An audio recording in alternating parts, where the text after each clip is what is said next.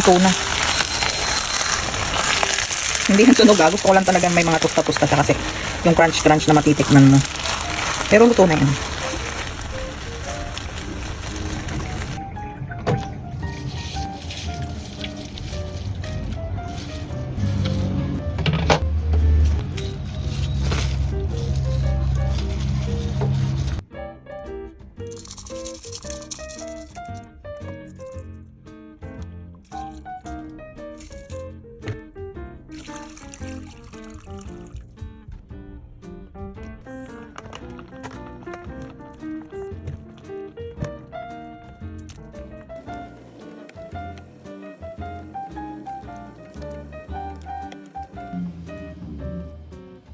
Mainit na.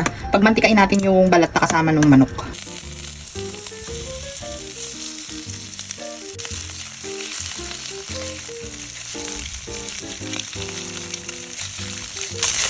Pagmantika na siya, lagyan na natin yung chicken oil. Medyo maraming mantika to kasi chicken pastil ito. Hayaan na natin yung balat dito. Tama ko na yung bawang.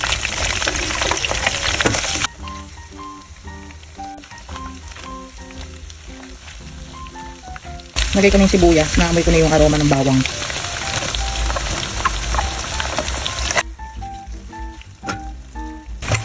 Turmeric powder. Lagay ko na yung pinakulo natin kanina. Tapos hinimay ko lang siya ng ganyan kalinipis. Mahigit 2 kilo rin to na manok. Bigyan natin paminta.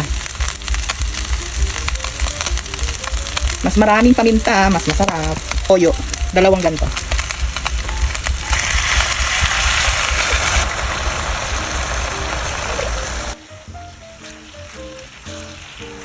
Lagyan natin ng konting sabaw ng pinagpakulon kanina. Konti lang.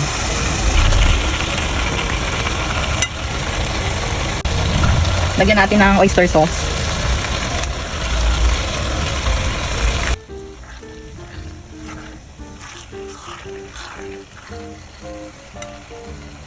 Takpan natin. Lagyan natin suka.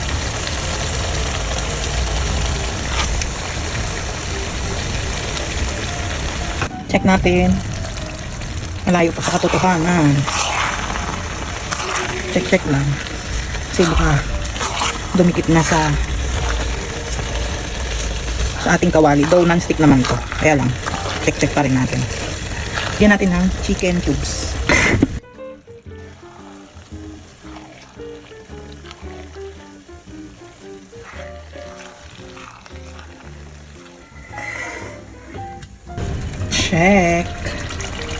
Check again.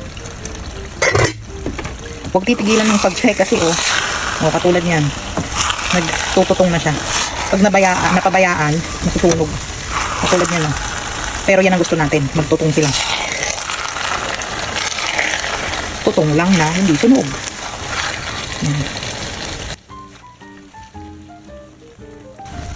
So, hindi ko na ito pinakpan kasi nagtutusta-tusta na yung ilalim niya. Bali, ganyan siya. Yan ang hinahanap natin tusta. Yan. Yung iba hindi yan sunog-sunog. Basta tusta yan. Yan ang mas gusto ko, yung tustang-tusta. Balik-balik ka rin lang.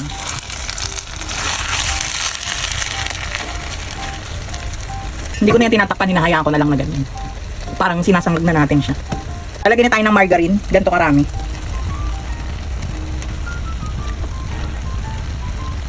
Ito yung talagang magpapasarap din sa kanya. Sa lasa niya.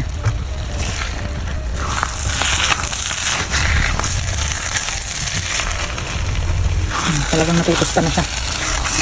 Ayoko na kasi maglagay ng mantika. Ayoko na magdagdag. Kaya nahayaan ko na siyang matusta ng ganyan.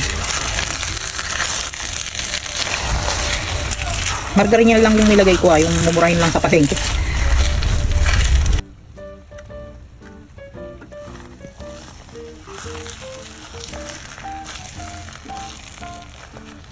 Luto na.